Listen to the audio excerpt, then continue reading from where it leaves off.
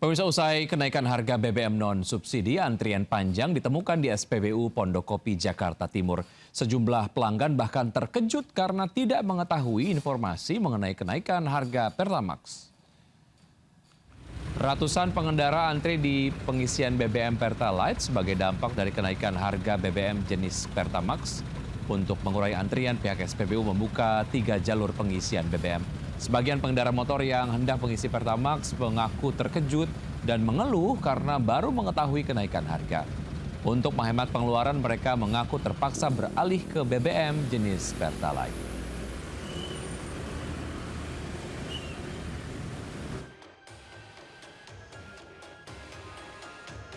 Pertamina kembali menaikkan harga BBM non-subsidi yang berlaku mulai hari ini. Kenaikan harga BBM terjadi untuk jenis Pertamax RON 92 dan Pertamax Green RON 95. Di Jakarta, kenaikan harga Pertamax mencapai hampir Rp4.000 hingga kini dijual dengan harga Rp16.250 per liter. Sementara harga Pertamax Green kini dijual seharga Rp17.000 per liter.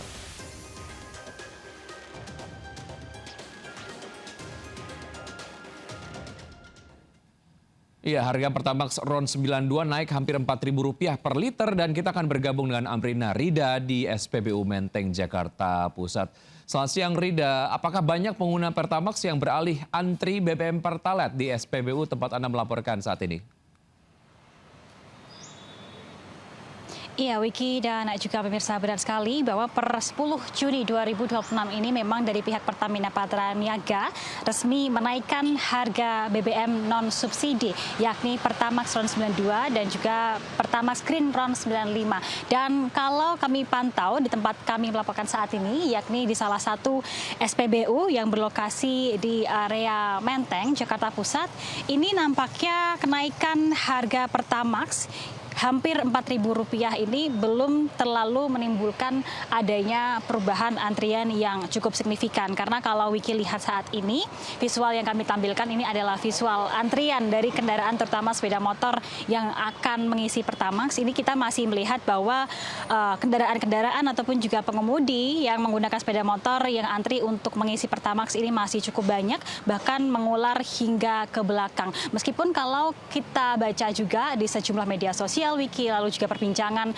langsung dengan sejumlah warga, banyak warga yang kemudian mengeluhkan begitu harga Pertamax yang semakin melonjak sehingga mereka pada akhirnya ingin ataupun juga memilih untuk beralih ke Pertalite. Namun ternyata kalau dari pantauan kami langsung di lapangan di sejumlah SPBU, begitu tidak hanya di Menteng namun juga SPBU lain di area Jakarta Pusat, untuk antrian dari Pertamax ini masih cukup terlihat, begitu tidak terlihat adanya pengurangan. Dan juga untuk antrian dari kendaraan ataupun juga pengemudi yang mengantri untuk mengisi Pertalite ini nampaknya juga tidak mengalami penambahan ataupun juga penambahan atau perpanjangan yang cukup signifikan. Meskipun demikian, Wiki dan juga pemirsa, tentunya adanya kenaikan harga BBM non-subsidi hingga mencapai Rp4.000 ini dikeluhkan oleh sejumlah orang, yang mana mereka mengaku di tengah-tengah ekonomi yang sekarang semakin melemah dan juga semakin sulit, mereka berharap agar nanti pemerintah ini bisa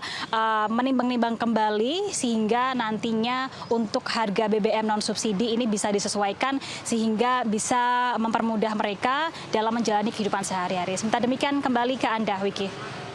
Baik, Rida, terima kasih atas informasi yang Anda sudah sampaikan. Selamat bertugas kembali. Pemirsa, beralih ke informasi lain, niat beli beras murah demi hemat uang belanja, 2 ibu malah ketipu dapat beras bercampur pasir putih.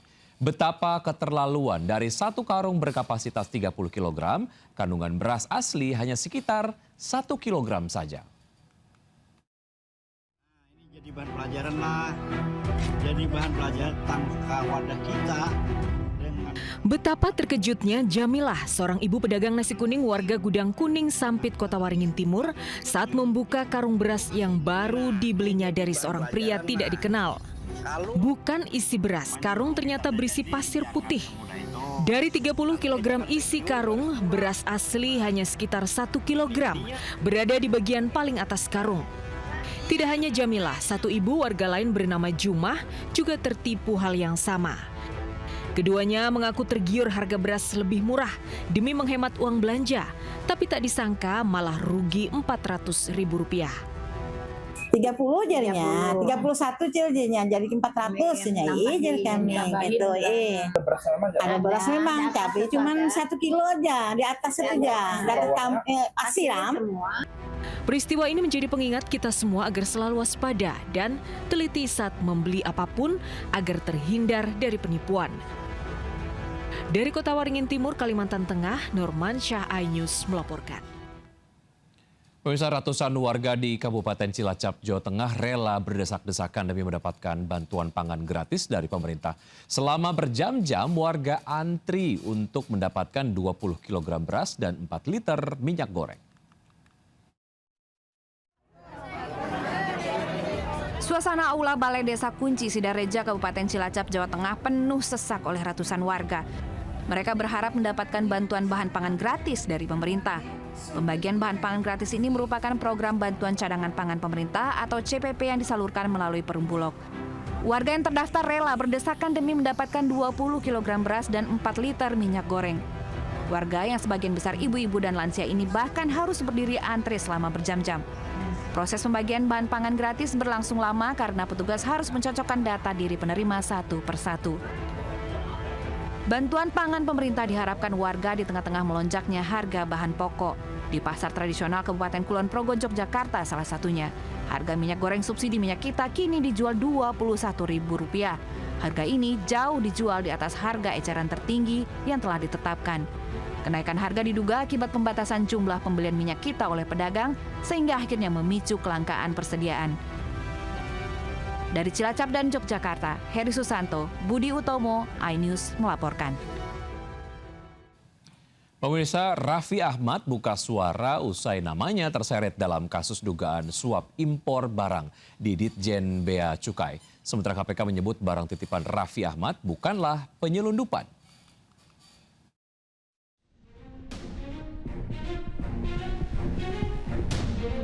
Nama utusan khusus Presiden bidang pembinaan generasi muda dan pekerja seni, Raffi Ahmad, jadi sorotan usai disebut dalam persidangan kasus dugaan korupsi importasi barang di Ditjen Bea Cukai. Raffi Ahmad pun menggandeng pengacara Hotman Paris Hutapea untuk memberikan pendampingan hukum dan meluruskan berbagai informasi yang beredar.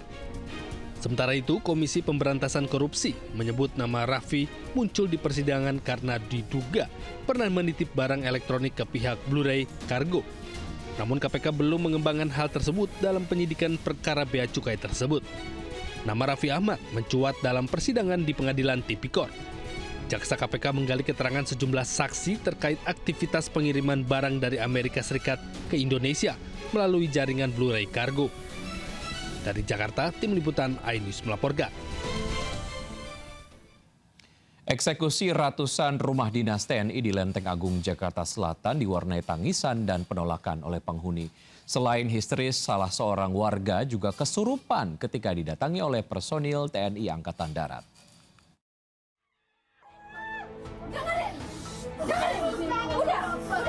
Seorang emak-emak hilang kesadaran hingga dianggap kesurupan ketika rumahnya akan dieksekusi personil TNI di Lenteng Agung, Jakarta Selatan. Perempuan ini menolak mengosongkan rumah yang telah ia tempati selama puluhan tahun. Sejumlah penghuni lain juga menolak meninggalkan rumah mereka, bahkan berteriak histeris pada personil yang bertugas.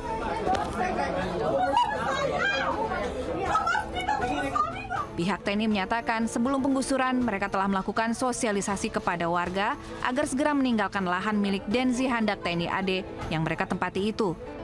Proses sosialisasi pengosongan bahkan sudah dilakukan sejak tahun 2024 lalu. Banyak warga yang sukarela keluar dari rumah dinas karena orang tua mereka telah memasuki masa pensiun. Lahan rumah dinas yang dikosongkan nantinya akan dibangun rusun untuk ditempati prajurit aktif. Dari Jakarta, Helmi Sajambati, iNews melaporkan. Pemirsa, ingat-ingat ya, sebisa mungkin jangan bawa uang tunai dalam jumlah besar saat bepergian. Di Kalideres, Jakarta Barat, seorang pengendara kehilangan uang 1,2 miliar rupiah setelah kaca mobilnya dipecah oleh pelaku pencurian.